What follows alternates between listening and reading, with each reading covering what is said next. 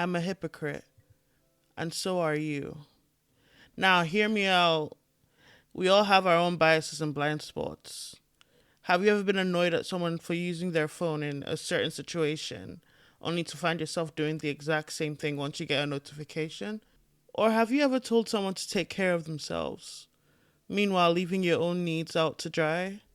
On this episode of Psych I Got You, I, Dorothy, a psychology graduate on the journey to help people better integrate psychology into their lives, will be discussing the impact of hypocrisy.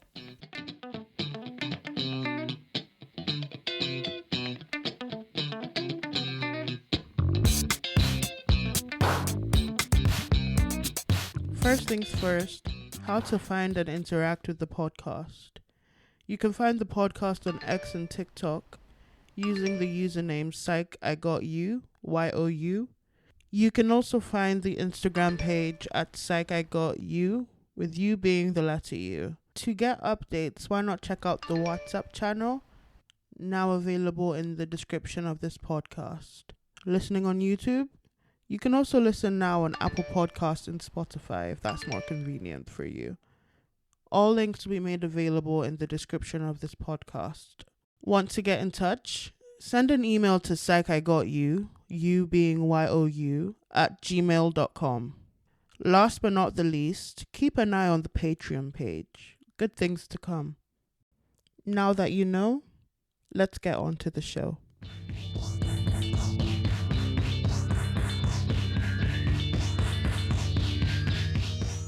As much as we try, it's hard to fully live up to one's moral code.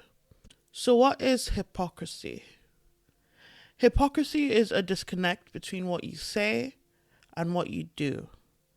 The practice of claiming to have moral standards or views, which we use to get by, while not meeting them. The view that someone doing exactly what we're doing is somehow worse when done by them. It is also a form of coping mechanism called projection, which is often picked up in adolescence.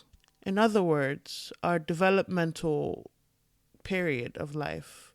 It can be seen as a form of protecting ourselves from harm, specifically when used for the purpose to avoid personal responsibility and gain control of specific situations without admitting guilt. The word hypocrite is something I'm sure some of us have come across in our lifetimes, whether it was as a result of someone calling us a hypocrite or calling someone else a hypocrite. It's just a way of pointing out that someone is doing something that you deem wrong. And sometimes, well, most of the times, we end up doing the exact same thing, but we see ourselves eligible for special treatment or special circumstances due to our intentions being what we deem as pure. So what's the cause? Long story short, fear and low self-esteem. The belief that because we have better intentions, we should not be held to the same standards as others. Hypocrisy is also used when we feel attacked, e.g. talking bad about someone behind their back when they're performing poorly at a task. Meanwhile, we're worried about ourselves and how our own progress or achievements will be criticized.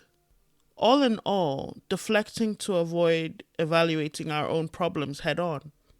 At the end of the day, to some extent, every single one of us wants to be accepted and admired, no matter how much we deny it. And this is done by using this form of cognitive dissonance and double thinking, all to avoid looking at ourselves in the light. What I mean by light is underneath our moral codes. When you're held in the spotlight of, am I doing this right? Am I doing it wrong?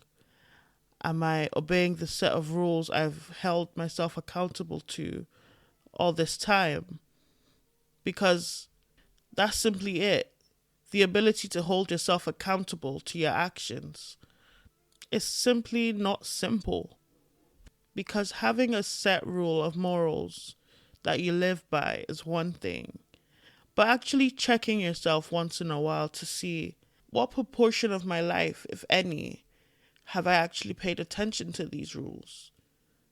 And as I said earlier, to some extent, we want to be accepted and admired, but that's not the case for everyone.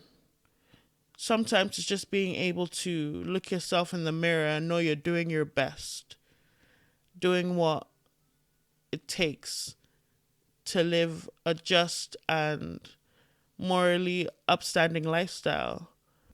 And maybe, unfortunately, some people don't care about that kind of stuff. They just go through life taking every moment as it comes, which is not a bad thing because people have different life circumstances. You can't judge someone for living life differently than you or in a different light than you, because even we have situations where we use a special set of circumstances or special exceptions to the rules we set. These special circumstances can be different for everyone.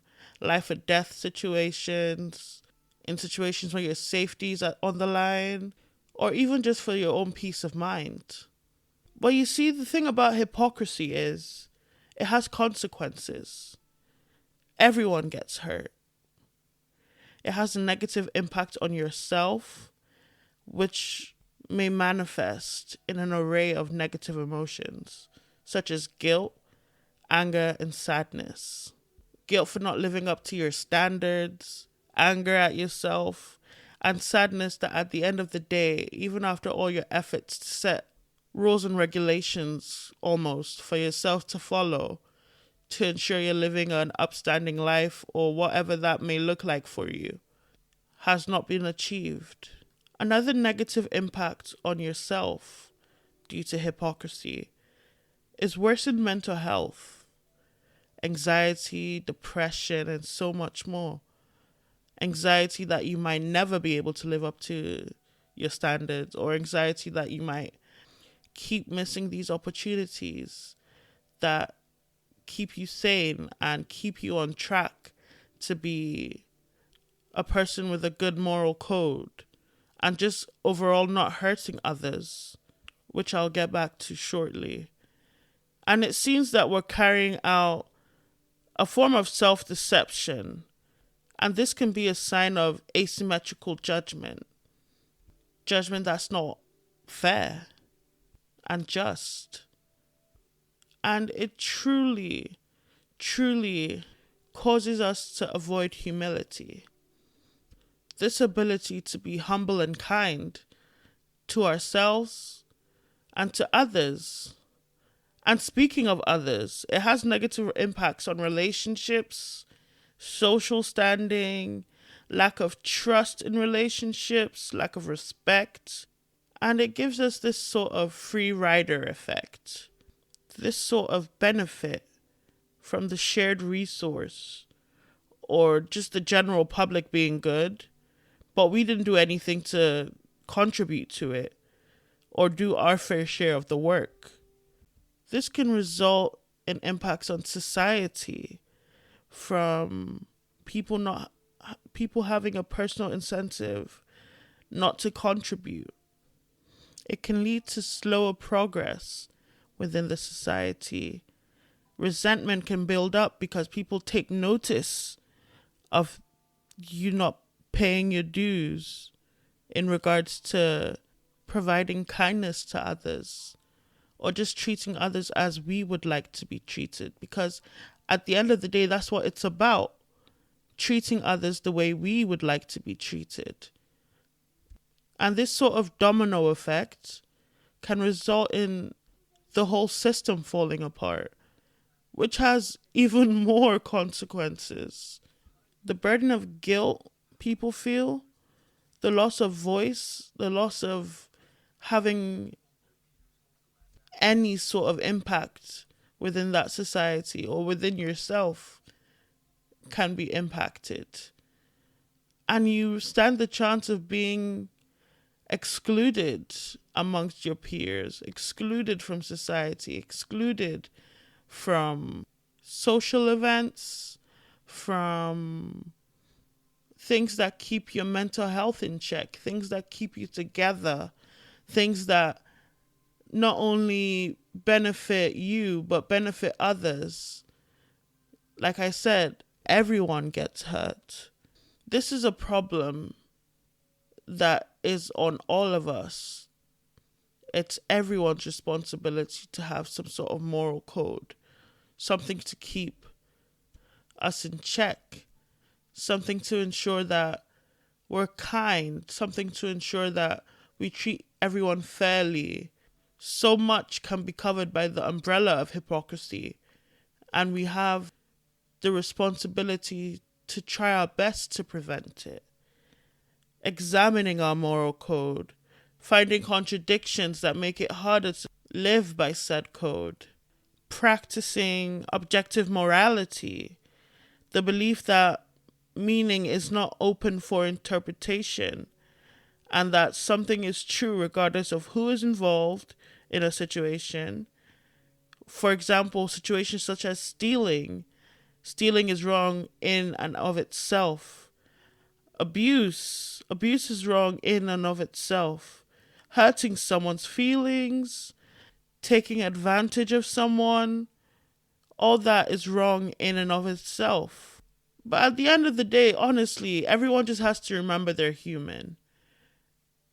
Treat each other the way you would want to be treated, and understand that no one person is perfect. You will make mistakes. They're unavoidable, unfortunately.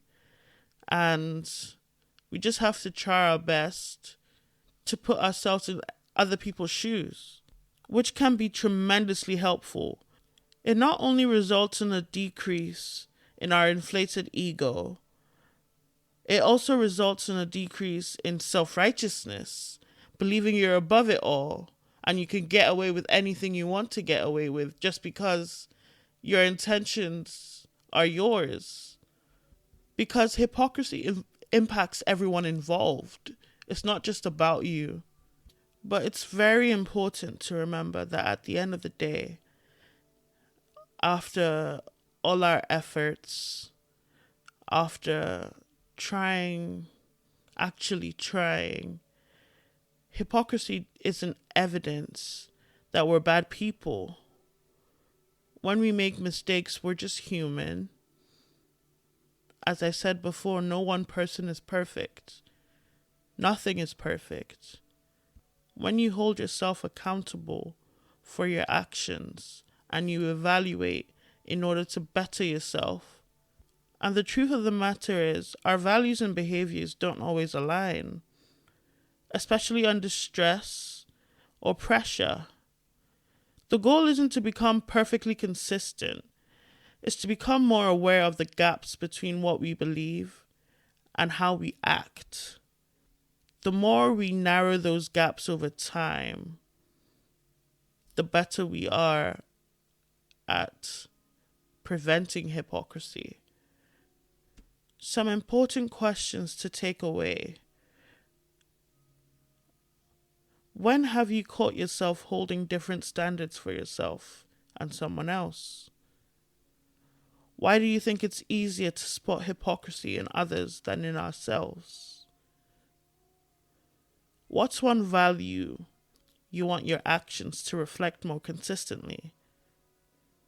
This has been Dorothy, and I hope you enjoyed today's episode.